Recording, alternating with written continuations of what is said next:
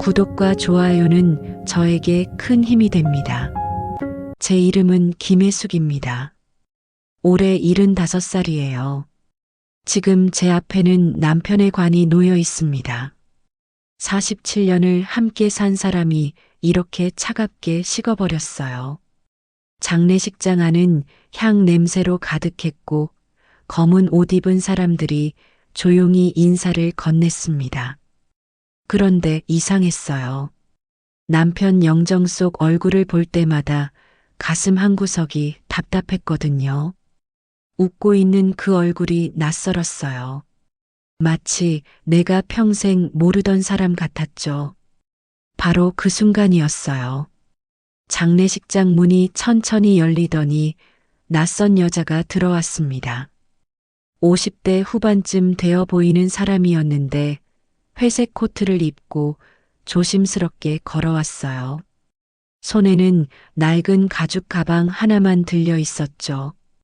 큰아들 민우가 서둘러 앞을 막아섰습니다. 잠시만요. 누구십니까? 그런데 그 여자는 민우를 보지도 않았어요. 똑바로 저를 바라보더니 천천히 허리를 숙였습니다. 김혜숙 여사님, 저는 이영이라고 합니다. 고인께서 마지막으로 제게 부탁하신 말씀이 있어서 왔어요.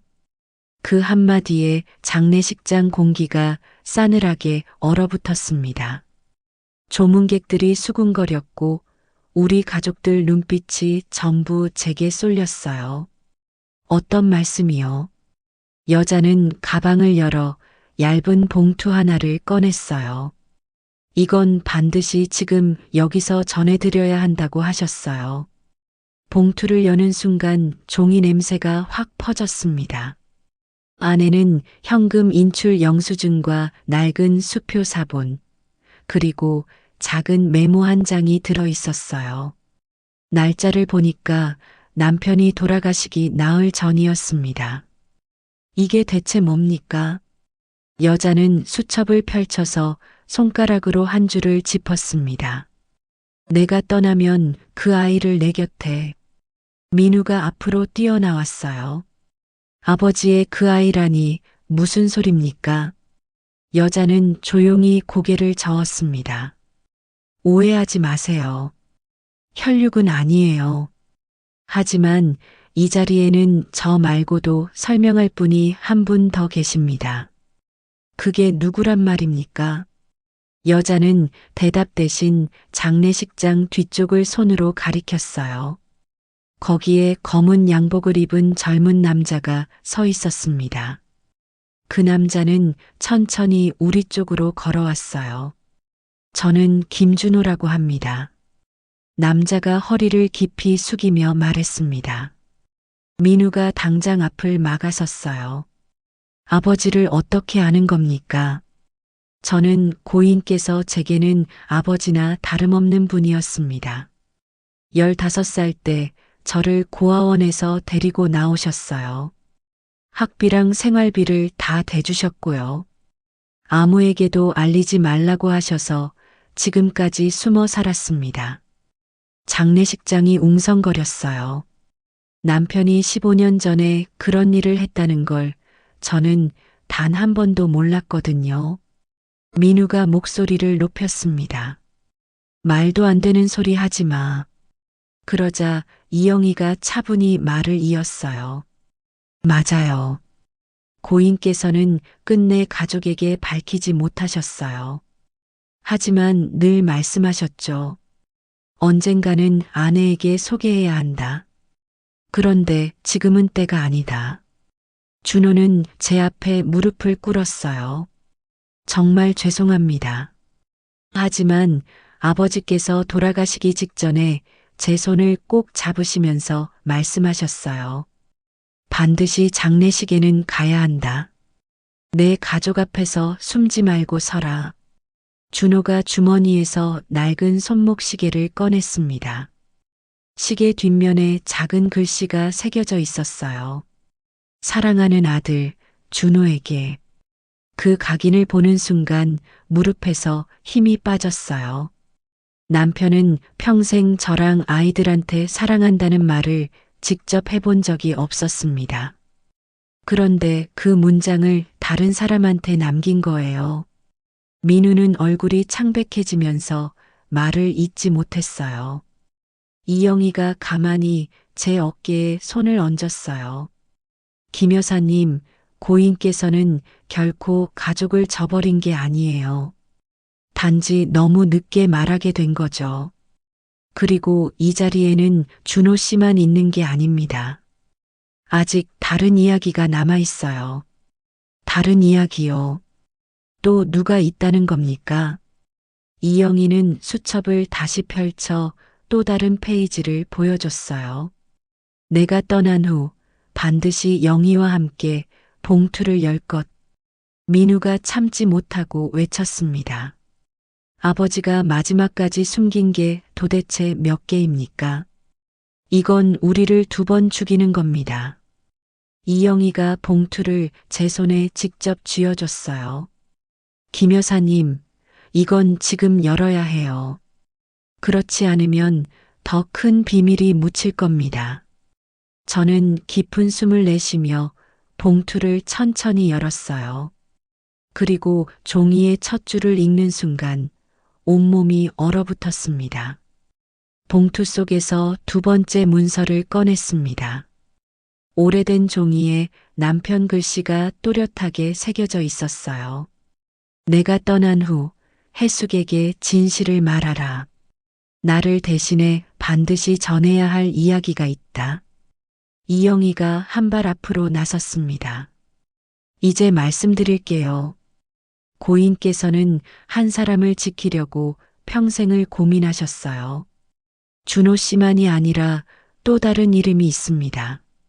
민우가 참지 못하고 앞으로 다가섰습니다. 더는 장난치지 마십시오. 또 무슨 이름을 꺼내려는 겁니까? 이영희는 잠시 눈을 감았다가 천천히 뜨며 말했어요. 김소라. 고인께서는 그렇게 부르셨어요. 낯선 이름이 떨어지자 장례식장 공기가 얼어붙었습니다. 김소라요. 누구죠? 이영희가 주머니에서 작은 사진을 꺼내 제 손에 건넸습니다. 빛바랜 사진 속에는 어린 소녀가 환하게 웃고 있었어요. 따은 머리에 교복 차림이었죠. 사진 뒷면에는 소라, 17살 생일에라는 글씨가 적혀 있었어요. 여보, 이 아이는 누구예요? 왜 내가 모르는 이름과 얼굴을 남겨둔 거죠? 이영희는 고개를 떨구며 조용히 말했어요. 그 아이는 고인께서 평생 죄책감을 안고 돌봐주셨던 존재예요. 하지만 결코 불륜의 자식이 아닙니다. 피 한 방울 안 섞였어요. 고인이 젊은 시절 끔찍한 사건을 목격한 뒤부터 시작된 인연이었죠. 사건이요. 그게 무슨 말이에요? 고인께서 20대 후반이던 시절 공장에서 큰 화재가 났어요. 그 자리에서 부모를 잃은 아이가 바로 김소라였습니다. 고인은 불길 속에서 그 아이를 직접 안아서 구했어요. 이후로 그 아이는 고아원으로 보내졌지만 평생 잊지 못하셨죠. 눈에 눈물이 고였습니다. 그래서 남편은 결국 그 아이를 찾으셨군요. 이영희가 고개를 끄덕였습니다. 네. 15년 전에 고인은 마침내 김소라를 찾으셨어요. 그런데 그때 이미 소라는 중병을 앓고 있었고 병원비조차 감당 못하던 상황이었어요. 그래서 고인은 준호 씨와 함께 몰래 그 아이를 도우셨죠. 민우는 얼굴을 굳힌 채 물었습니다. 그럼 지금은 어디 있어요? 소라는 지금 살아 있습니까? 이영희는 대답하지 못했어요. 대신 가볍게 눈을 감으며 낮게 속삭였습니다. 그 부분은 봉투 마지막 장에 적혀 있어요. 두려움에 손끝이 떨렸습니다. 봉투 안에서 또 다른 문서를 꺼냈어요. 소라는 이미 내 곁을 떠났다. 나는 끝내 그 아이를 구하지 못했다. 그러나 해숙, 너는 알아야 한다. 내 인생의 마지막까지 내가 숨기고 싶었던 진실은 나는 2번이나 가족을 잃었다는 것이다. 눈에서 눈물이 터져 나왔어요. 그때 막내딸 수진이 갑자기 입을 열었습니다. 엄마, 그러면 그 아이 무덤이 어디 있어요? 아버지는 왜 끝내 우리한테 그 이야기를 안 했죠? 이영희가 조용히 말했습니다. 그 무덤은 이 근처 산자락 어딘가에 있어요. 고인은 제게 좌표를 남기셨어요. 장례가 끝난 뒤 함께 가시자고 부탁드리고 싶습니다. 장례식장은 다시 한번 술렁였습니다. 저는 사진을 꼭 쥔 채 흐느꼈습니다. 여보, 왜 그렇게 많은 짐을 혼자 지고 가셨어요? 장례가 끝나갈 무렵 조문객들은 하나둘 발길을 돌렸습니다. 영정 앞에 남은 건 저와 세 자식들, 그리고 이영희와 준호뿐이었어요. 민우가 목소리를 낮추며 말했습니다. 어머니, 이건 분명히 확인해야 해요. 아버지 이름으로 누군가를 묻었다는 것, 그냥 넘어갈 수 없습니다. 둘째 딸 미정은 얼굴이 상기된 채 고개를 저었어요. 하지만 아버지가 평생 숨기셨던 걸 이제 와서 파헤친다고 달라질 게 있을까요? 수진이 눈물을 훔치며 대꾸했습니다. 언니, 아버지가 남기신 기록에 좌표까지 적으셨잖아요. 분명 이유가 있어서 우리한테 남겨둔 거예요. 아이들 얼굴을 차례로 바라봤어요. 얘들아, 나는 알고 싶다. 아버지가 왜 끝내 말을 못했는지 그 이유를 직접 보고 싶어? 지금이라도 확인하지 않으면 나는 평생 가슴에 응어리를 안고 살아야 할 거다. 제 목소리는 떨렸지만 단호했습니다. 아이들은 결국 고개를 끄덕였습니다. 그날 저녁 영희가 작은 지도를 내밀었어요. 손때가 묻어 낡은 종이였는데 붉은 잉크로 표시된 점이 선명했습니다. 이 좌표예요. 장례가 끝나면 찾아가자고 고인께서 말씀하셨어요. 민우가 지도 위 표시를 똑바로 바라보며 이를 악물었습니다. 좋아요. 내일 아침 바로 가보겠습니다. 다음 날 새벽 하늘은 아직 어두웠습니다. 안개가 자욱하게 깔린 산길을 따라 차가 천천히 올라갔어요. 창밖으로 스치는 나무 그림자들을 바라보며 가슴이 점점 죄어왔습니다. 차가 멈춘 곳은 깊은 산자락 좁은 길목이었습니다. 사람 발길이 잘 안 닿는 곳이라 잡초가 무성했어요. 영희가 앞장서며 조심스레 길을 열었습니다. 준호가 손전등을 켜고 뒤따랐고 민우는 묵묵히 삽을 들고 있었어요. 여기에요. 영희가 낮게 말했습니다. 그녀가 손으로 가리킨 곳에는 작은 돌무더기가 있었어요. 누군가 정성스럽게 쌓아 올린 흔적이었지만 세월의 발에서 이제는 형체가 흐릿했습니다. 저는 그 앞에서 다리가 풀려 주저앉고 말았어요. 여보, 당신이 숨겨놓은 게 바로 이곳이에요. 민우가 삽을 들고 조심스럽게 흙을 걷어내기 시작했습니다. 손전등 불빛에 비친 흙은 생각보다 단단했어요. 삽질 소리가 산속에 메아리 쳤습니다. 미정이 얼굴을 돌리며 중얼거렸어요. 정말 파내야 해요. 수진이 눈물을 훔치며 고개를 저었습니다. 아니야, 언니. 아버지가 원하셨던 건 진실을 확인하는 거야. 시간이 흐르자 작은 나무 상자가 드러났습니다. 나무 상자는 이미 썩어 부서져 있었고 틈 사이로 희끄무레한 천 조각이 보였어요. 이게 소라 무덤인가요? 영희는 두 손을 모으며 고개를 끄덕였습니다. 네, 맞아요. 고인은 끝내 봉분을 크게 만들지 못했어요. 세상에 드러나면 안 된다고 하셨거든요. 그 순간 수진이 갑자기 외쳤습니다. 잠깐만요. 여기 글씨가 있어요. 상자 옆 나무판에는 희미한 글자가 새겨져 있었어요. 흙을 털어내자 문장이 드러났습니다. 미안하다. 너를 끝내 구하지 못해. 눈물을 참지 못하고 오열했습니다. 남편 글씨임이 분명했어요. 민우는 삽을 내려놓고 주저앉았어요. 아버지, 왜 우리한테 단 한 번도 말씀 안 하셨어요? 영희는 흐느끼며 덧붙였습니다. 그분은 마지막까지 두려워하셨어요. 혹시라도 가족들이 오해하지 않을까, 혹시 해숙 여사님께 상처가 될까, 그게 두려워 끝내 말씀 못하신 거예요. 땅에 무릎을 꿇고 돌무더기를 쓰다듬었습니다. 여보, 이제 됐어요. 이제 당신 비밀을 알았으니 이젠 편히 쉬세요.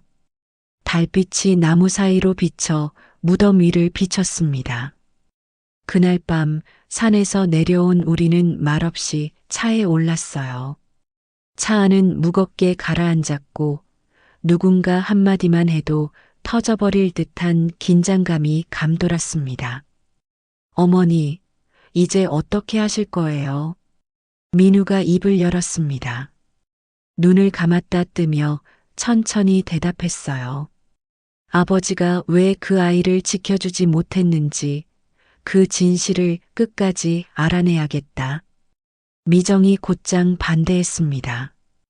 엄마, 더 파헤치지 마세요. 우리 가정은 그걸로도 충분히 흔들리고 있어요.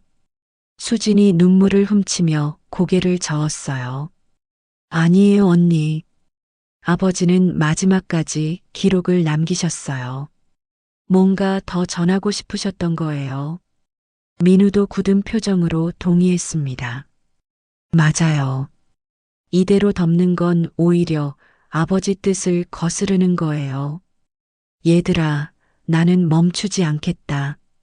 너희 아버지가 숨기고 또 숨기다 마지막에 남긴 기록이 있지 않느냐. 집으로 돌아왔지만 잠은 오지 않았습니다. 방 안에 혼자 앉아 남편 영정을 바라보다가 문득 서랍 속에서 낡은 일기장을 꺼냈어요. 남편이 생전에 늘 책상 서랍 맨 안쪽에 넣어두던 공책이었습니다. 펴자마자 낯선 이름이 눈에 들어왔어요. 소라. 그 이름이 반복되어 적혀 있었습니다. 오늘도 그녀를 외면했다. 너무 미안하다. 해숙에게 말해야 할까? 하지만 말하는 순간 모든 게 무너질 것이다. 가슴이 또다시 무너져 내렸습니다. 다음 날 아침 아이들을 불러 모았습니다. 영희와 준호도 함께였죠. 식탁 위에 일기장을 펼쳐놓으며 말했어요. 여기 보아라. 아버지가 남긴 기록이다. 민우가 기록을 훑어보다가 이를 악물었습니다. 아버지가 소라라는 여인과 깊이 얽혀 있었던 게 분명해요. 영희가 조심스럽게 입을 열었어요. 맞아요. 소라는 단순한 여인이 아니었어요. 어린 시절 부모한테 버림받고 고인께서 보호했던 아이였다고요. 혈연은 아니지만 친자식처럼 여겼다고 하셨습니다. 순간 아이들 눈이 동그랗게 커졌어요. 그럼 아버지께 숨겨둔 또 다른 딸이 있었다는 거예요. 영희는 고개를 끄덕였어요. 하지만 그 아이는 사고로 목숨을 잃었어요. 고인께서는 그 죄책감에 평생을 시달리셨던 거예요. 무덤 위 글귀가 떠올랐어요. 미안하다. 너를 끝내 구하지 못해. 그때 준호가 조심스럽게 가방에서 또 다른 종이를 꺼냈어요. 이건 아버지가 제게 맡기신 마지막 기록이에요. 그 속에는 한 장의 흑백 사진이 있었습니다. 교복 차림의 소녀가 환하게 웃고 있었는데 뒷면에는 이렇게 적혀 있었어요. 김소라, 1978년. 내 가장 큰 죄와 사랑. 방안이 얼어붙었습니다. 민우가 이를 악물며 자리에서 일어났습니다. 아버지가 그렇게 고통받으셨다면 이제 우리가 해야 할 건 단 하나예요. 소라라는 여인이 남긴 흔적을 찾아내는 거예요. 가만히 사진을 품에 안았습니다. 그래, 너희 아버지가 지키지 못한 진실. 이제 내가 끝까지 확인하겠다. 사진 한 장이 우리 가족 삶을 송두리째 흔들어 놓았습니다. 교복 차림 소녀 김소라 환하게 웃고 있었지만 사진 속 미소는 오래된 그림자처럼 스산했어요. 어머니, 이제 어디서부터 시작해야 할까요? 민우가 조심스럽게 물었습니다. 잠시 생각에 잠기다가 말했어요. 사진 뒷면에 적힌 연도 1978년. 그때라면 너희 아버지가 군에서 제대하고 공장에서 일하던 시절이야. 그 무렵 만난 아이였을 거다. 수진이 말했습니다. 그러면 그 당시 아버지가 다니던 공장 근처를 조사해보면 단서가 나올 거예요. 며칠 뒤 우리는 함께 옛 공장이 있던 지역으로 향했습니다. 이제는 대부분 재개발이 진행되어 화려한 건물들이 들어서 있었지만 오래된 골목 몇 곳은 여전히 그때 흔적을 간직하고 있었어요. 허름한 구멍가게 앞에 앉아있던 노인을 발견한 건 수진이었습니다. 저기 할아버지 계세요. 노인은 우리 일행을 유심히 바라보다가 말했어요. 낯익은 얼굴들이군. 혹시 박성태 씨 가족인가? 깜짝 놀라 고개를 끄덕였습니다. 맞아요. 할아버지께서 남편을 아세요. 노인은 고개를 끄덕이며 희미한 미소를 지었어요. 그럼 성태는 이 골목에서 유명했지. 힘이 장사였고 마음도 착했어. 어려운 사람 있으면 그냥 못 지나쳤지. 순간 목이 메었습니다.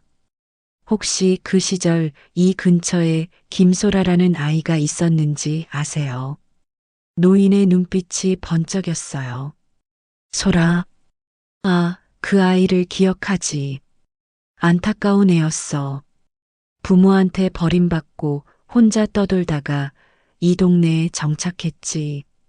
늘 배고파서 쓰레기통을 뒤지곤 했어. 성태가 그 애를 걷어먹이고 옷도 챙겨줬어.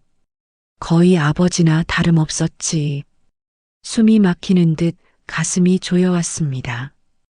그 아이 지금은 어떻게 됐나요? 노인의 표정이 어두워졌어요. 그게 어느 날 갑자기 소라가 사라졌어. 사람들 말로는 집 근처에서 불이 났다고 했지. 허름한 창고였는데 그 안에서 어린 시신이 발견됐다는 소문이 돌았어. 다들 소라일 거라고 했지. 그날 이후 소라를 본 사람은 아무도 없었거든. 수진이 손으로 입을 막았습니다. 민우는 주먹을 불끈 쥐었어요. 할아버지, 그 불은 혹시 사고였나요? 노인은 고개를 저었어요. 사람들은 다들 불장난이라고 했지. 누가 불을 질렀다느니, 아이들이 놀다가 그랬다느니 말이 많았어. 하지만 분명한 건 그날 이후 성태가 완전히 달라졌다는 거야. 늘 술에 기대 살았고 가끔 혼잣말로 내가 더 빨리 갔어야 했는데라며 울곤 했지. 두 손으로 얼굴을 감쌌습니다. 집으로 돌아와 다시 일기장을 펼쳤습니다. 거기에는 이런 문장이 적혀 있었어요. 그날 불길 속에서 너를 부르며 달려갔지만 이미 늦었다. 내 손에 닿기 전에 내 모습은 사라졌다. 미안하다 소라야. 그 문장을 읽으며 흐느꼈습니다. 그날 밤 일기장을 다시 꺼내 들었습니다. 갈수록 흐려지는 필체 속에 한 가지 문장이 제 눈을 사로잡았어요. 그 불길은 자연스러운 사고가 아니었다. 누군가 일부러 만든 불이었다. 하지만 나는 끝까지 입을 다물 수밖에 없었다. 심장이 철렁 내려앉았습니다. 어머니, 그게 무슨 뜻이에요? 민우가 떨리는 목소리로 물었어요. 일기장을 조심스럽게 아이들한테 내밀었습니다. 수진이 눈으로 글을 따라 읽더니 얼굴이 창백해졌어요. 누군가 불을 낸 거예요. 그럼 아버지는 그걸 알고 있었던 거고요. 다시 모여 앉아 의논을 시작했습니다. 다음 날 아침 민우와 수진은 도청 기록 보관소로 향했고 저는 미정을 데리고 다시 옛 동네를 찾았습니다. 우리가 찾아간 곳은 작은 철물점이었어요. 할머니는 우리를 유심히 보더니 고개를 끄덕였어요. 박성태 씨 부인이구먼. 소라 얘기 때문에 온 거지. 그날 일을 기억하세요. 할머니는 천천히 고개를 끄덕였어요. 그날 불이 난 창고는 우리 가게 바로 맞은편이었어. 한밤중에 갑자기 불길이 치솟았는데 불이 너무 빨리 번졌어. 이상할 정도였지. 마치 미리 기름이라도 뿌려놓은 것처럼 온몸이 서늘해졌습니다. 혹시 그때 소라를 본 사람은 없었나요? 할머니 눈동자가 흔들렸어요. 아주 잠깐 창고 안쪽에서 소라 목소리가 들린 것 같았어. 살려달라는 울음소리. 하지만 너무 순식간에 무너져 내렸지. 성태 씨가 불길 속으로 뛰어들려다가 사람들이 말리지 않았으면 같이 죽었을 거야. 눈물이 왈칵 쏟아졌습니다. 그날 저녁 민우와 수진이 돌아왔습니다. 두 사람 손에는 오래된 신문 스크랩과 경찰 보고서, 복사본이 들려 있었어요. 어머니, 이상한 걸 발견했어요. 당시 경찰 기록에는 화재 원인이 아이들 불장난으로 단정되어 있었어요. 하지만 목격자 진술은 대부분 불이 비정상적으로 빨리 번졌다는 내용이었어요. 수진이 덧붙였어요. 신문 기사도 이상했어요. 화재 이틀 만에 사고로 종결이라는 제목이 나갔어요. 그런데 당시 기자들 사이에서는 은폐 압력이 있었다는 소문이 돌았대요. 게다가 불이 난 창고는 지역 유지가 소유한 건물이었어요. 이름은 김태식? 그 이름을 듣는 순간 오래전 기억이 스쳤습니다. 남편이 술에 취하면 늘 중얼거리던 이름. 태식이만 아니었어도 김태식이라면 혹시 아버지가 침묵한 이유가 그 때문이었을까요? 미정이 불안한 눈으로 물었습니다. 고개를 끄덕였어요. 그럴 가능성이 크다. 태식은 지역 유지였으니 아버지가 함부로 입을 열 수 없었을 거다. 어머니, 그렇다면 소라는 정말 불 속에서 죽은 걸까요? 혹시 살아 있었을 가능성은 없나요? 수진의 질문에 모두의 시선이 제게 쏠렸어요.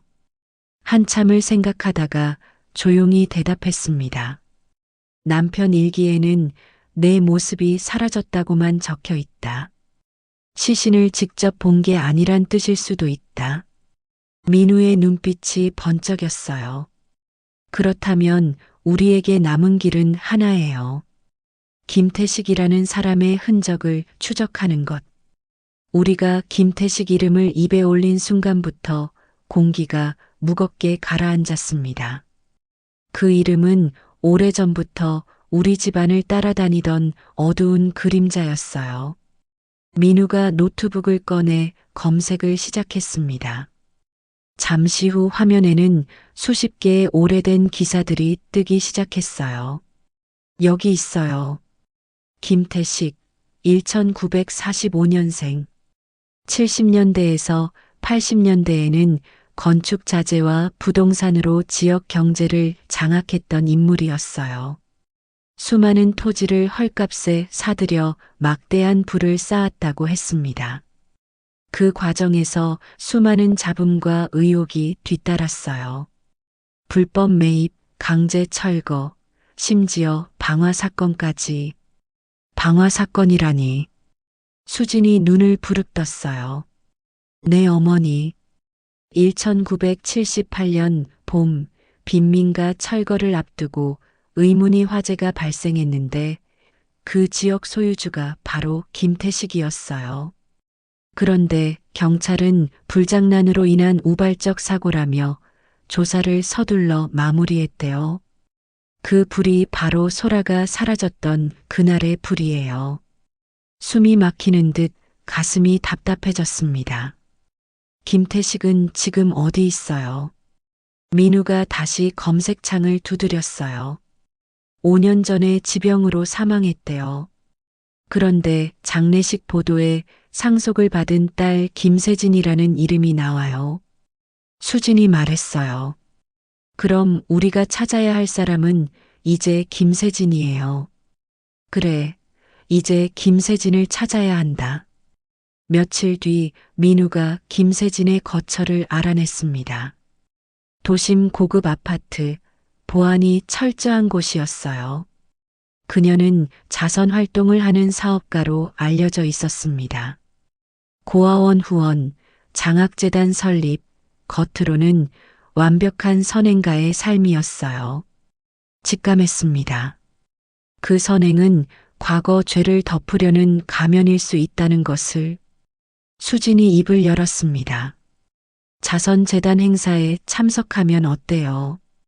일반 후원자도 초대받을 수 있더라고요. 모두 고개를 끄덕였습니다. 행사 당일 화려한 호텔 연회장은 웃음소리와 음악으로 가득 차 있었어요. 김세진은 무대 위에서 연설을 하고 있었습니다. 검은 드레스를 입은 그녀는 품위와 자신감으로 가득 차 보였어요. 연설이 끝나고 사람들과 인사를 나누던 김세진한테 수진이 조심스럽게 다가갔어요. 대표님, 저희도 후원을 하고 싶어서 왔어요. 김세진은 부드럽게 미소를 지었습니다. 아, 반가워요.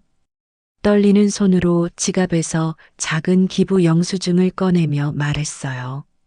저는 김혜숙이라고 해요. 사실 제 남편이 예전에 김태식 씨와 아는 사이였거든요. 그 순간 김세진의 눈빛이 순간적으로 흔들렸습니다. 하지만 이내 다시 부드러운 미소로 돌아왔어요. 아, 아버지를 아셨군요. 오래된 일이죠. 행사가 끝나고 돌아오는 길, 민우가 이를 악물며 말했어요. 맞죠? 순간적으로 당황했잖아요. 분명 뭔가 알고 있어요. 조용히 고개를 끄덕였습니다. 맞아. 이제 더 깊이 파고들어야 한다. 집에 돌아와 민우와 수지는 밤새 김세진의 재단 기록을 파헤쳤습니다. 다음 날 아침 수진이 노트북을 돌려 보여줬어요. 여기요. 김세진이 운영하는 재단 회계 보고서인데 의외의 지출 항목이 있어요. 매달 일정한 금액이 기밀 의료 지원비라는 항목으로 빠져나가요. 수억 원씩 꾸준히. 눈을 크게 떴습니다. 의료 지원비. 혹시 소라와 관련된 건 아닐까? 수진이 고개를 끄덕였어요. 그럴 가능성이 있어요. 소라가 불 속에서 살아남았다면 크게 다쳤을 수 있잖아요. 민우가 턱을 움켜쥐었습니다.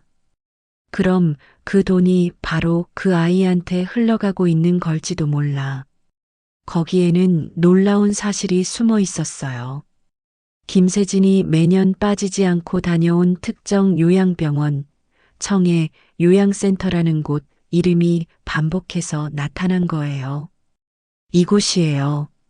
며칠 후 아이들과 함께 그 요양병원 앞에 서 있었습니다. 바닷가 언덕에 자리한 병원은 겉으로는 평범한 요양시설 같았지만 정문은 삼엄한 경비원들이 지키고 있었어요. 입구에 다가가자 경비원이 다가왔습니다. 환자 보호자분들만 출입 가능합니다. 미리 준비해둔 작은 후원증을 내밀며 대답했어요. 저희는 재단 후원자예요. 경비원은 잠시 망설였지만 후원증을 확인한 후 마지못해 출입을 허락했어요. 안으로 들어서자 바닷바람이 스며드는 복도 끝에 병실들이 길게 늘어서 있었습니다. 그때였습니다. 복도 끝 한 병실 문이 열리며 휠체어를 탄 젊은 여성이 나왔어요. 창백한 얼굴, 길게 늘어진 머리칼, 그리고 눈에 가득 담긴 공허함. 그녀 손목에는 화상 자국 같은 흉터가 선명히 남아 있었습니다. 저 아이가 혹시... 수진이 떨리는 목소리로 속삭였습니다. 어머니, 저 사람이 김소라 아닐까요? 간호사가 휠체어를 밀며 우리 쪽으로 다가왔어요. 길을 막지 말아주세요. 환자분은 외부인과 접촉하면 안 돼요. 간호사의 날카로운 목소리에 뒤로 물러섰습니다. 하지만 그 순간 휠체어에 앉아있던 그녀의 눈이 제 눈과 마주쳤어요. 한순간 시간이 멈춘 듯 했습니다. 그녀 눈동자 속에는 오래된 상처와 설명할 수 없는 그리움이 뒤섞여 있었어요. 그리고 그녀는 아주 미약하게 그러나 분명히 제게 속삭였습니다. 엄마. 다리가 풀리듯 주저앉았습니다. 민우와 수진이 놀라서 저를 붙잡았어요. 어머니 괜찮으세요? 눈물이 터져 나왔습니다. 들었지. 분명 엄마라고 했어. 저 아이가 소라야. 불 속에서 잃어버린 그 아이가 살아 있었던 거야. 간호사는 당황한 듯 휠체어를 급히 돌려 병실 안으로 들어갔습니다. 문이 닫히는 순간까지도 그 여인의 눈빛은 저를 붙잡고 놓아주지 않았어요. 어머니, 지금 바로 경찰에 알릴까요? 민우가 다급히 물었습니다. 고개를 저었어요. 아니야. 경찰을 부르면 그들은 증거를 없애버릴 거야. 우리는 더 확실한 증거를 잡아야 한다. 김세진이 숨기고 있는 진실을 직접 밝혀내야 해. 그날 밤 남편 영정을 떠올리며 오열했습니다. 여보, 당신이 왜 끝내 침묵했는지 이제 알겠어요. 하지만 난 다르게 살 거예요. 저 아이를, 우리의 소라를 되찾을 거예요. 병원에서 본 그날의 장면은 내 평생을 송두리째 흔들어 놓았습니다. 불길 속에서 사라졌다고 믿었던 소라가 살아 있었다니. 그러나 그녀는 휠체어에 앉아 있었고 간호사들은 그녀를 철저히 감시하고 있었어요. 며칠 동안 뜬 눈으로 밤을 지새웠습니다. 남편 영정 앞에 앉아 끊임없이 물었어요. 여보, 왜 그 아이를 지키지 못했나요? 왜 나를 속였나요?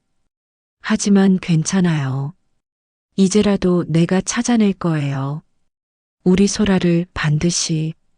민우와 수진 역시 같은 마음이었습니다. 우리 셋은 다시 모여 계획을 세웠어요. 김세진이 소라를 숨기고 있는 건 확실해요. 하지만 왜 굳이 병원에 감춰두는 걸까요? 민우가 물었습니다. 이유는 분명해. 단호하게 대답했어요. 그 아이의 존재가 드러나면 김태식 일가의 죄가 만천하에 폭로되기 때문이지. 소라가 불길 속에서 살아남았다는 것 자체가 증거니까. 우리는 김세진을 다시 만나야 했습니다. 더 이상 주변을 맴돌 수는 없었어요. 직접 부딪혀야 했습니다. 며칠 뒤 김세진이 재단 회의실에서 이사들과 만난다는 정보를 얻었어요. 회의가 끝나고 그녀가 홀로 차에 오르려는 순간 저는 그녀 앞에 섰습니다. 김세진 씨, 잠시 이야기 좀 합시다. 그녀는 놀란 듯 멈춰섰지만 곧 미소를 지으며 말했어요. 아, 김 여사님, 무슨 일이세요? 더 이상 돌려 말하지 않았습니다. 소라를 봤어요. 청해 요양센터에서 휠체어에 앉아 있었어요. 그리고 분명 저를 보고 엄마라고 했습니다. 그 순간 그녀의 얼굴에서 피기가 가셨습니다. 그러나 이내 담담한 표정을 지으며 고개를 저었어요. 착각이실 거예요. 환자분들은 종종 현실과 환상을 혼동하곤 하지요. 거짓말하지 마세요. 수진이 앞으로 나섰습니다. 우리가 이미 회계 기록을 확인했어요. 매달 빠져나가는 거액의 의료 지원비, 그게 다 소라를 위해 쓰인 거잖아요. 김세진의 눈빛이 흔들렸어요. 그녀는 잠시 침묵하다가 낮은 목소리로 말했습니다. 당신들이 알아버렸군요. 그리고 그녀는 우리를 회의실 안으로 이끌었어요. 문이 닫히자 그녀는 더 이상 미소를 짓지 않았습니다. 내 말이 맞아요. 그 아이는 김소라예요. 불길 속에서 기적처럼 살아남았죠. 하지만 몸은 크게 다쳤고 기억도 온전하지 않았어요. 아버지는 그 사실을 덮으라 했어요. 그 아이가 살아있음을 알리는 순간 우리가 가진 모든 것이 무너진다고. 치를 떨며 그녀를 바라봤습니다. 그래서 아이를 감금처럼 숨겨둔 겁니까? 김세진은 눈을 감았다가 떴어요. 처음에는 나도 죄책감이 컸어요. 하지만 시간이 지날수록 그 아이가 존재한다는 사실이 두려워졌어요. 아버지의 유산, 나의 위치, 내가 쌓아 올린 모든 것들이 무너질까봐. 그래서 나는 침묵했습니다. 그녀에게 다가가 목소리를 낮췄습니다. 당신의 두려움 때문에 한 아이가 평생을 잃어버렸어요. 당신도 알잖아요. 소라는 우리 모두의 피해자라는 걸. 그녀의 눈에 눈물이 맺혔어요. 맞아요. 그래서 저는 매달 병원비를 대며 최소한의 보상이라도 하려 했어요. 하지만 그게 죄를 덮을 수 없다는 것도 알아요. 잠시 정적이 흘렀습니다. 깊게 숨을 들이마셨어요. 좋아요. 이제 선택하세요. 당신이 직접 진실을 밝히든가 아니면 우리가 모든 걸 세상에 공개하든가. 김세진은 한참 동안 떨리는 손을 모은 채 고개를 숙이고 있었어요. 마침내 그녀는 흐느끼듯 대답했습니다. 제가 하겠어요. 제 입으로 모든 걸 말하겠습니다. 그로부터 일주일 뒤 기자회견장이 열렸습니다. 수많은 카메라와 기자들이 모인 자리에서 김세진은 마이크 앞에 섰어요. 그녀의 목소리는 떨렸지만 분명했습니다. 저는 김태식의 딸 김세진입니다. 오늘 이 자리에서 제 가족이 저질렀던 죄를 고백하려 합니다. 1978년 아버지는 불법 철거를 위해 방화를 묵인했고 그 불길 속에서 한 아이가 사라졌습니다. 그 아이는 죽지 않았습니다. 살아남았습니다. 그녀의 이름은 김소라입니다. 순간 기자석이 술렁였습니다. 그녀는 잠시 숨을 고른 뒤 말을 이었어요. 그 아이를 우리는 수십 년간 숨겨왔습니다. 저는 아버지의 뜻에 따랐지만 그것이 잘못임을 잘 압니다. 이제라도 진실을 밝히고 그 아이가 잃어버린 삶을 돌려드리고 싶습니다. 그날 김세진의 고백은 전국 뉴스로 보도되었습니다. 사람들은 충격에 빠졌지만 동시에 진실이 밝혀졌다는 사실에 안도했습니다. 그리고 무엇보다 중요한 건 소라가 더 이상 감춰진 존재가 아니라는 것이었어요. 며칠 뒤 우리는 다시 병원을 찾았습니다. 소라는 여전히 휠체어에 앉아 있었지만 이번에는 그녀를 막아서는 사람은 없었어요. 천천히 다가가 손을 잡았습니다. 소라야, 엄마다. 이제 다 끝났어. 너를 숨길 이유도 두려워할 이유도 없어. 그녀의 눈가에 눈물이 맺혔어요. 목소리는 약했지만 분명했습니다. 엄마. 그 순간 수십 년의 어둠이 걷히는 것을 느꼈습니다. 남편의 긴 침묵, 김태식 일가의 죄, 그리고 오랫동안 이어져 온 나의 죄책감. 모든 것이 무너져 내리면서도 동시에 새로운 희망이 피어오르고 있었습니다. 그날 밤 나는 남편의 일기장을 다시 꺼내 들었습니다. 갈수록 흐려지는 필체 속에 한 가지 문장이 내 눈을 사로잡았어요. 그 불길은 자연스러운 사고가 아니었다. 누군가 일부러 만든 불이었다. 하지만 나는 끝까지 입을 다물 수밖에 없었다. 순간 심장이 철렁 내려앉았습니다. 남편이 왜 평생 술로 괴로움을 달래야 했는지, 왜 밤마다 불길 속에서 허우적거리는 악몽에 시달렸는지 그제야 알 것 같았어요.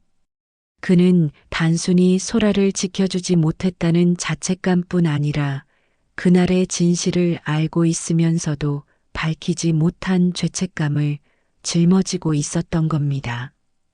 어머니, 그게 무슨 뜻이에요? 민우가 떨리는 목소리로 물었습니다. 일기장을 조심스럽게 아이들에게 내밀었어요. 수진이 눈으로 글을 따라 읽더니 얼굴이 창백해졌습니다. 누군가 불을 낸 거예요. 그럼 아버지는 그걸 알고 있었던 거고요. 그렇다. 하지만 왜 침묵했는지는 아직 알 수 없어. 우리는 다시 모여 앉아 의논을 시작했습니다. 민우는 경찰서 기록을 확인해 보자는 의견을 냈고 수지는 신문사 아카이브를 뒤져보자고 했어요. 미정은 옛 동네 사람들을 더 수소문해 보자고 말했습니다. 다음 날 아침 민우와 수지는 도청 기록 보관소로 향했고 나는 미정을 데리고 다시 옛 동네를 찾았습니다. 우리가 찾아간 곳은 작은 철물점이었어요. 가게를 지키던 할머니는 우리를 유심히 보더니 고개를 끄덕였습니다. 박성태 씨 부인이구먼. 소라 얘기 때문에 온 거지. 놀란 눈으로 물었어요. 혹시 그날 일을 기억하시나요? 할머니는 천천히 고개를 끄덕였습니다. 그날 불이 난 창고는 우리 가게 바로 맞은편이었어. 한밤중에 갑자기 불길이 치솟았는데 불이 너무 빨리 번졌어. 이상할 정도였지. 마치 미리 기름이라도 뿌려놓은 것처럼 온몸이 서늘해졌습니다. 혹시 그때 소라를 본 사람은 없었나요? 할머니의 눈동자가 흔들렸어요. 아주 잠깐 창고 안쪽에서 소라의 목소리가 들린 것 같았어. 살려달라는 울음소리. 하지만 너무 순식간에 무너져 내렸지. 성태 씨가 불길 속으로 뛰어들려다가 사람들이 말리지 않았으면 같이 죽었을 거야. 눈물이 왈칵 쏟아졌습니다.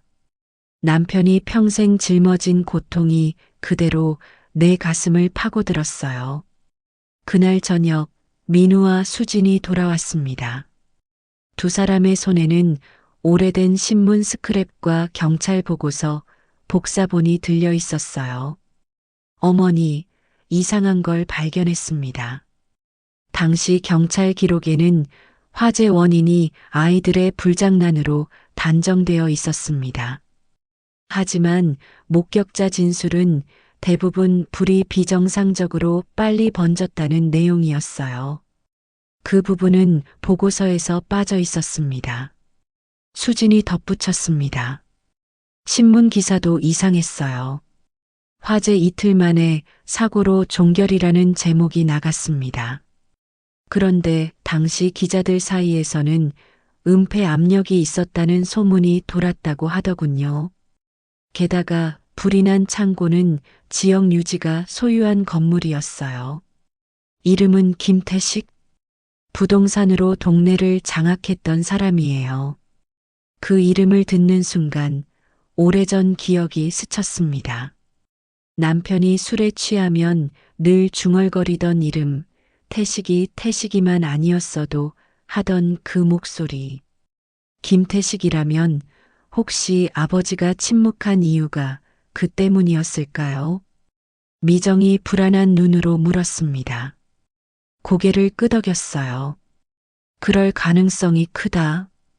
태식은 지역 유지였으니 아버지가 함부로 입을 열 수 없었을 거다. 입을 열면 우리 가족까지 위험했을지 모른다. 순간 방 안에 깊은 침묵이 흘렀습니다. 남편이 왜 평생 고통 속에서도 입을 다물었는지 그 이유가 서서히 드러나고 있었어요. 어머니, 그렇다면 소라는 정말 불 속에서 죽은 걸까요? 혹시 살아 있었을 가능성은 없나요? 수진의 질문에 모두의 시선이 제게 쏠렸습니다. 한참을 생각하다가 조용히 대답했어요. 남편의 일기에는 내 모습이 사라졌다고만 적혀 있다. 시신을 직접 본 게 아니란 뜻일 수도 있다. 만약 그날 불길이 은폐되었다면 소라의 운명도 감춰졌을 가능성이 있다. 민우의 눈빛이 번쩍였습니다. 그렇다면 우리에게 남은 길은 하나입니다. 김태식이라는 사람의 흔적을 추적하는 것. 그가 소라의 행방을 알고 있을지도 모릅니다. 떨리는 손으로 일기장을 꼭 움켜쥐었습니다. 그래. 이제는 더 이상 침묵하지 않겠다. 남편이 끝내 밝히지 못한 진실, 우리가 찾아내야 한다. 소라의 영혼이 어디에 있는지 반드시 밝혀야 한다. 그날 밤 남편의 영정을 마주보며 속삭였습니다. 여보, 당신이 평생 짊어졌던 고통, 이제 내가 대신 풀어드릴게요. 당신의 죄책감은 이제 우리 가족이 함께 짊어지겠습니다. 그러니 편히 쉬세요. 바람이 창문을 흔들며 스산하게 울었습니다. 우리가 김태식의 이름을 입에 올린 순간부터 공기는 무겁게 가라앉았습니다. 그 이름은 오래전부터 우리 집안을 따라다니던 어두운 그림자였어요. 남편이 술에 취할 때마다 중얼거리던 그 목소리가 귓가에 생생히 들려왔습니다. 태식이만 아니었으면 내가 이렇게 살진 않았을 텐데. 아이들과 함께 작은 거실 테이블에 둘러앉아 계획을 세웠어요. 김태식의 흔적을 찾아야 한다. 그가 살아있다면 직접 만나서 물어야 하고 이미 세상을 떠났더라도 기록은 남아있을 거다. 민우가 노트북을 꺼내 검색을 시작했습니다. 그의 손가락은 떨림 하나 없이 키보드를 두드렸어요. 잠시 후 화면에는 수십 개의 오래된 기사들이 뜨기 시작했습니다. 여기 있습니다. 민우가 화면을 돌려 보여주었어요. 김태식, 1945년생. 70년대에서 80년대에는 건축 자재와 부동산으로 지역 경제를 장악했던 인물이었습니다. 수많은 토지를 헐값에 사들여 막대한 부를 쌓았다고 했어요. 그러나 그 과정에서 수많은 잡음과 의혹이 뒤따랐습니다. 불법 매입, 강제 철거, 심지어 방화 사건까지. 손으로 입을 가렸습니다. 방화 사건이라니 혹시 그게. 수진이 눈을 부릅떴어요. 네, 어머니. 신문 기사에 나옵니다. 1978년 봄 빈민가 철거를 앞두고 의문의 화재가 발생했는데 그 지역 소유주가 바로 김태식이었어요. 그런데 경찰은 불장난으로 인한 우발적 사고라며 조사를 서둘러 마무리했습니다. 그 불이 바로 소라가 사라졌던 그날의 불입니다. 숨이 막히는 듯 가슴이 답답해졌습니다. 남편이 왜 입을 다물어야 했는지 이제 확실히 알 것 같았어요.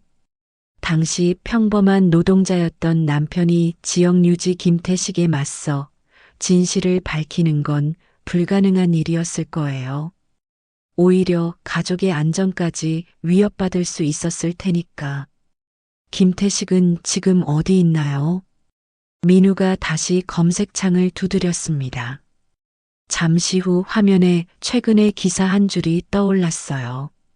5년 전 지병으로 사망했다고 나옵니다. 그런데 이상한 점이 있어요. 장례식 보도에 상속을 받은 딸 김세진이라는 이름이 나옵니다. 수진이 손뼉을 치듯 말했습니다. 그럼 우리가 찾아야 할 사람은 이제 김세진이에요. 아버지의 재산을 물려받았다면 분명 과거의 비밀도 알고 있을 거예요. 깊게 숨을 들이마셨습니다. 그래, 이제 김세진을 찾아야 한다. 하지만 조심해야 해.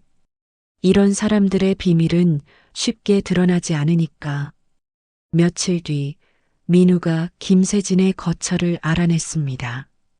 도심의 고급 아파트, 보안이 철저한 곳이었어요.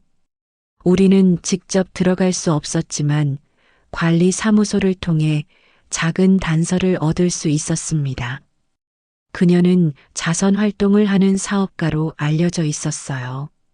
고아원 후원, 장학재단 설립, 겉으로는 완벽한 선행가의 삶이었습니다.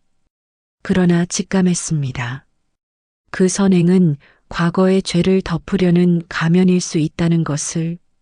어머니, 우리가 직접 만나야 합니다. 민우가 단호하게 말했습니다. 하지만 무턱대고 찾아가서 물으면 문전박대당할 거다. 고개를 저었어요. 그때 수진이 입을 열었습니다. 자선재단 행사에 참석하면 어때요? 일반 후원자도 초대받을 수 있더라고요. 그곳에서 자연스럽게 접근할 수 있어요. 그 말에 모두 고개를 끄덕였습니다. 그렇게 우리는 김세진의 재단 후원 행사에 참석하기로 했어요. 행사 당일 화려한 호텔 연회장은 웃음소리와 음악으로 가득 차 있었습니다. 김세진은 무대 위에서 연설을 하고 있었어요. 검은 드레스를 입은 그녀는 품위와 자신감으로 가득 차 보였습니다. 그러나 제 눈에는 그녀의 미소 뒤에 서늘한 그림자가 보였어요. 연설이 끝나고 사람들과 인사를 나누던 김세진에게 수진이 조심스럽게 다가갔습니다. 대표님, 저희도 후원을 하고 싶어서 왔습니다. 김세진은 부드럽게 미소를 지었어요. 아, 반갑습니다. 이렇게 뜻깊은 일에 함께 해주셔서 감사합니다. 떨리는 손으로 지갑에서 작은 기부 영수증을 꺼내며 말했습니다. 저는 김혜숙이라고 합니다. 사실 제 남편이 예전에 김태식 씨와 아는 사이였거든요. 그 순간 김세진의 눈빛이 순간적으로 흔들렸습니다. 하지만 이내 다시 부드러운 미소로 돌아왔어요. 아, 아버지를 아셨군요. 오래된 일이죠. 이제는 좋은 일만 기억해 주시면 감사하겠습니다. 그 눈빛 속에서 단숨에 느낄 수 있었습니다. 그녀는 알고 있었어요. 과거의 불길 속에서 사라진 소라의 이야기를. 행사가 끝나고 돌아오는 길, 민우가 이를 악물며 말했습니다. 맞죠? 순간적으로 당황했잖아요. 분명 뭔가 알고 있어요. 조용히 고개를 끄덕였습니다. 맞다. 저 눈빛은 분명 비밀을 감춘 사람의 눈빛이었다. 이제 더 깊이 파고들어야 한다. 김세진이 아버지의 죄를 그리고 소라의 행방을 알고 있다. 그날 밤 남편의 영정 앞에서 무릎을 꿇었습니다. 여보, 이제 알겠어요. 당신이 왜 끝내 침묵했는지. 하지만 난 다르겠어요. 우리 아이들과 함께 반드시 진실을 밝혀낼 거예요. 소라가 어디에 있든 그 아이의 억울함을 풀어줄 겁니다. 창밖에는 봄비가 내리고 있었습니다. 빗소리는 마치 오래 묻혀있던 진실을 끌어올리라는 신호처럼 제 마음을 두드렸어요. 행사장에서 돌아온 뒤 우리 가족은 밤늦도록 긴 대화를 나누었습니다. 김세진의 순간적인 눈빛 변화, 그리고 의도적으로 감춘 듯한 대답, 그 모든 게 단순한 우연일 수 없었어요. 어머니, 우리가 직접 김세진을 다시 만나야 합니다. 민우가 단호하게 말했습니다. 그냥은 안 될 거다. 그녀는 이미 방어벽을 쌓은 사람이야. 더 강한 증거가 필요하지. 그러자 수진이 노트북을 돌려 보여주었어요. 여기요. 김세진이 운영하는 재단 회계 보고서인데 의외의 지출 항목이 있어요. 매달 일정한 금액이 기밀 의료 지원비라는 항목으로 빠져나가요. 수억 원씩 꾸준히. 눈을 크게 떴습니다. 의료 지원비. 그런데 구체적인 대상이 적혀 있지 않다니 혹시 소라와 관련된 건 아닐까? 수진이 고개를 끄덕였어요. 그럴 가능성이 있어요. 소라가 불 속에서 살아남았다면 크게 다쳤을 수 있잖아요. 그리고 그 아이를 몰래 보호하고 있었다면 민우가 턱을 움켜쥐었습니다. 그럼 그 돈이 바로 그 아이에게 흘러가고 있는 걸지도 몰라. 곧장 행동에 나섰습니다. 민우가 재단의 내부 자료를 더 파헤쳤고 수지는 그동안의 기사와 기록을 모아 연표를 정리했어요. 거기에는 놀라운 사실이 숨어 있었습니다. 김세진이 매년 빠지지 않고 다녀온 특정 요양병원, 청해 요양센터라는 곳에 이름이 반복해서 나타난 거예요. 이곳이에요. 수진이 손가락으로 화면을 짚었습니다. 이 병원에서 뭔가 관리되고 있을 가능성이 큽니다. 며칠 후 아이들과 함께 그 요양병원 앞에 서 있었습니다.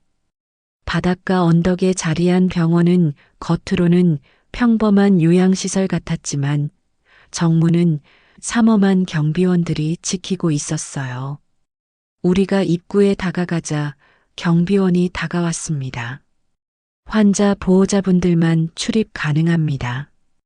우리는 미리 준비해둔 작은 후원증을 내밀며 대답했어요. 저희는 재단 후원자입니다. 김세진 대표님의 안내로 왔습니다. 경비원은 잠시 망설였지만 후원증을 확인한 후 마지못해 출입을 허락했습니다. 안으로 들어서자 바닷바람이 스며드는 복도 끝에 병실들이 길게 늘어서 있었어요. 긴장된 발걸음을 옮기며 내부를 둘러봤습니다. 그때였습니다. 복도 끝 한 병실 문이 열리며 휠체어를 탄 젊은 여성이 나왔어요. 창백한 얼굴, 길게 늘어진 머리칼, 그리고 눈에 가득 담긴 공허함. 그녀의 손목에는 화상 자국 같은 흉터가 선명히 남아 있었습니다. 숨을 삼켰습니다. 저 아이가 혹시... 수진이 떨리는 목소리로 속삭였어요. 어머니, 저 사람이 김소라 아닐까요? 간호사가 휠체어를 밀며 우리 쪽으로 다가왔습니다. 길을 막지 말아주세요. 환자분은 외부인과 접촉하면 안 됩니다. 간호사의 날카로운 목소리에 우리는 뒤로 물러섰어요. 하지만 그 순간 휠체어에 앉아있던 그녀의 눈이 제 눈과 마주쳤습니다. 한순간 시간이 멈춘 듯 했어요. 그녀의 눈동자 속에는 오래된 상처와 설명할 수 없는 그리움이 뒤섞여 있었습니다. 그리고 그녀는 아주 미약하게, 그러나 분명히 제게 속삭였어요. 엄마. 다리가 풀리듯 주저앉았습니다. 민우와 수진이 놀라서 저를 붙잡았어요. 어머니, 괜찮으세요? 눈물이 터져 나왔습니다. 들었지. 분명 엄마라고 했어. 저 아이가 소라야. 불 속에서 잃어버린 그 아이가 살아 있었던 거야. 간호사는 당황한 듯 휠체어를 급히 돌려 병실 안으로 들어갔습니다. 문이 닫히는 순간까지도 그 여인의 눈빛은 저를 붙잡고 놓아주지 않았어요. 어머니, 지금 바로 경찰에 알릴까요? 민우가 다급히 물었습니다. 고개를 저었어요. 아니야. 경찰을 부르면 그들은 증거를 없애버릴 거야. 우리는 더 확실한 증거를 잡아야 한다. 김세진이 숨기고 있는 진실을 직접 밝혀내야 한다. 그날 밤 남편의 영정을 떠올리며 오열했습니다. 여보, 당신이 왜 끝내 침묵했는지 이제 알겠어요. 하지만 난 다르게 살 거예요. 저 아이를, 우리의 소라를 되찾을 거예요. 설령 모든 걸 잃는다 해도. 창문 너머 달빛은 싸늘했지만 제 가슴 속에서는 불길 같은 결심이 피어오르고 있었습니다. 병원에서 본 그날의 장면은 제 평생을 송두리째 흔들어 놓았습니다. 불길 속에서 사라졌다고 믿었던 소라가 살아 있었다니. 그러나 그녀는 휠체어에 앉아 있었고 간호사들은 그녀를 철저히 감시하고 있었어요. 며칠 동안 뜬 눈으로 밤을 지새웠습니다. 남편의 영정 앞에 앉아 끊임없이 물었어요. 여보, 왜 그 아이를 지키지 못했나요? 왜 나를 속였나요? 하지만 괜찮아요. 이제라도 내가 찾아낼 겁니다. 우리 소라를 반드시. 민우와 수진 역시 같은 마음이었습니다. 우리 셋은 다시 모여 계획을 세웠어요. 김세진이 소라를 숨기고 있는 건 확실합니다. 하지만 왜 굳이 병원에 감춰두는 걸까요? 민우가 물었습니다. 이유는 분명해. 단호하게 대답했어요. 그 아이의 존재가 드러나면 김태식 일가의 죄가 만천하에 폭로되기 때문이지. 소라가 불길 속에서 살아남았다는 것 자체가 증거니까. 우리는 김세진을 다시 만나야 했습니다. 더 이상 주변을 맴돌 수는 없었어요. 직접 부딪혀야 했습니다. 며칠 뒤 김세진이 재단 회의실에서 이사들과 만난다는 정보를 얻었어요. 회의가 끝나고 그녀가 홀로 차에 오르려는 순간 저는 그녀 앞에 섰습니다. 김세진 씨, 잠시 이야기 좀 합시다. 그녀는 놀란 듯 멈춰섰지만 곧 미소를 지으며 말했어요. 아, 김 여사님. 지난번 행사에서 뵈었죠. 무슨 일이세요? 더 이상 돌려 말하지 않았습니다. 소라를 봤어요. 청해 요양센터에서 휠체어에 앉아 있었어요. 그리고 분명 저를 보고 엄마라고 했습니다. 그 순간 그녀의 얼굴에서 피기가 가셨습니다. 그러나 이내 담담한 표정을 지으며 고개를 저었어요. 착각이실 거예요. 환자분들은 종종 현실과 환상을 혼동하곤 하지요. 거짓말하지 마세요. 수진이 앞으로 나섰습니다. 우리가 이미 회계 기록을 확인했어요. 매달 빠져나가는 거액의 의료 지원비, 그게 다 소라를 위해 쓰인 거잖아요. 김세진의 눈빛이 흔들렸어요. 그녀는 잠시 침묵하다가 낮은 목소리로 말했습니다. 당신들이 알아버렸군요. 그리고 그녀는 우리를 회의실 안으로 이끌었어요. 문이 닫히자 그녀는 더 이상 미소를 짓지 않았습니다. 내 말이 맞아요. 그 아이는 김소라예요. 불길 속에서 기적처럼 살아남았죠. 하지만 몸은 크게 다쳤고 기억도 온전하지 않았어요. 아버지는 그 사실을 덮으라 했어요. 그 아이가 살아있음을 알리는 순간 우리가 가진 모든 것이 무너진다고. 치를 떨며 그녀를 바라봤습니다. 그래서 아이를 감금처럼 숨겨둔 겁니까? 김세진은 눈을 감았다가 떴어요. 처음에는 나도 죄책감이 컸어요. 하지만 시간이 지날수록 그 아이가 존재한다는 사실이 두려워졌어요. 아버지의 유산, 나의 위치, 내가 쌓아 올린 모든 것들이 무너질까봐. 그래서 나는 침묵했습니다. 그녀에게 다가가 목소리를 낮췄습니다. 당신의 두려움 때문에 한 아이가 평생을 잃어버렸어요. 당신도 알잖아요. 소라는 우리 모두의 피해자라는 걸. 그녀의 눈에 눈물이 맺혔어요. 맞아요. 그래서 저는 매달 병원비를 대며 최소한의 보상이라도 하려 했어요. 하지만 그게 죄를 덮을 수 없다는 것도 알아요. 잠시 정적이 흘렀습니다. 깊게 숨을 들이마셨어요. 좋아요. 이제 선택하세요. 당신이 직접 진실을 밝히든가 아니면 우리가 모든 걸 세상에 공개하든가. 김세진은 한참 동안 떨리는 손을 모은 채 고개를 숙이고 있었어요. 마침내 그녀는 흐느끼듯 대답했습니다. 제가 하겠어요. 제 입으로 모든 걸 말하겠습니다. 그로부터 일주일 뒤 기자회견장이 열렸습니다. 수많은 카메라와 기자들이 모인 자리에서 김세진은 마이크 앞에 섰어요. 그녀의 목소리는 떨렸지만 분명했습니다. 저는 김태식의 딸 김세진입니다.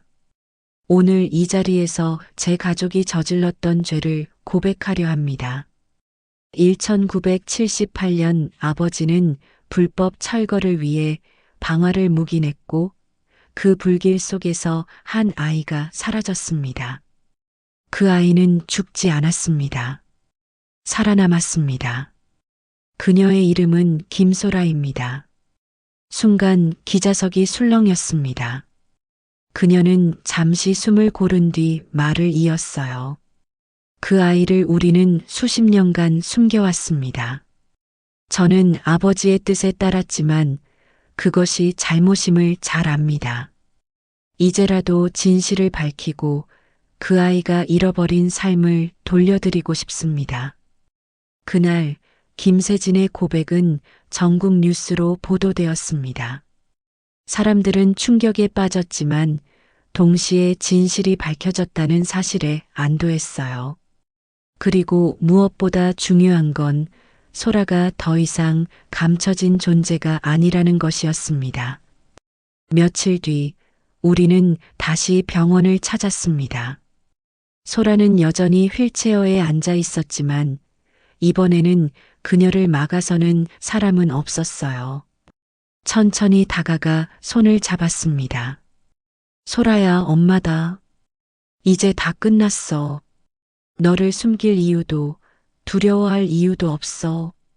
그녀의 눈가에 눈물이 맺혔어요. 목소리는 약했지만 분명했습니다. 엄마. 그 순간 수십 년의 어둠이 걷히는 것을 느꼈습니다. 남편의 긴 침묵, 김태식 일가의 죄, 그리고 오랫동안 이어져 온 저의 죄책감. 모든 것이 무너져 내리면서도 동시에 새로운 희망이 피어오르고 있었어요. 며칠 후 소라는 재활 치료를 시작했습니다. 완전한 회복은 어렵다고 했지만 그녀는 미소를 되찾고 있었어요. 곁에서 손을 꼭 잡아주었습니다. 소라야, 이제부터 내 인생은 내 거야. 엄마가 옆에서 끝까지 지켜줄게. 민우와 수진도 그녀의 곁에 있었어요. 우리는 더 이상 무너진 가족이 아니었습니다. 오히려 더 단단히 묶인 새로운 가족이었어요. 남편의 영정 앞에 다시 섰습니다. 여보, 이제 됐어요. 당신이 지키려 했던 아이를 우리가 되찾았어요. 이제 그 아이와 함께 남은 삶을 살아가겠습니다. 걱정 마세요. 창밖에는 따뜻한 햇살이 비추고 있었어요. 세상은 여전히 복잡하고 잔혹하지만 적어도 우리 가족에게는 다시 시작할 기회가 주어졌습니다. 그리고 알았습니다. 절망 속에서도 진실은 살아남는다는 것을, 그리고 언젠가는 반드시 세상 밖으로 드러난다는 것을. 김혜숙은 결국 남편이 남긴 침묵의 이유를 알게 되었습니다. 그것은 두려움과 무력감 속에서 감춰진 진실이었고, 동시에 가족을 지키기 위한 처절한 선택이었어요. 그러나 세월이 흘러도 진실은 사라지지 않았습니다. 가족은 다시 하나가 되었고, 오랫동안 무너졌던 관계는 회복되기 시작했습니다. 상처는 깊었지만 서로를 붙잡는 마음은 더 단단해졌어요. 진실은 외면할 수 있지만 결코 지울 수 없다는 것. 그리고 언젠가 드러나 결국 모두를 변화시킨다는 것. 이제는 남편의 영정 앞에서 눈물을 흘리지 않았습니다. 대신 따뜻한 미소로 말했어요. 여보, 이제는 괜찮아요. 우리가 함께 그 아이를 지켰습니다. 남은 날은 웃으며 살겠습니다. 햇살은 창가로 스며들었고 바람은 부드럽게 불어왔습니다. 그것은 끝이 아닌 또 다른 시작이었습니다.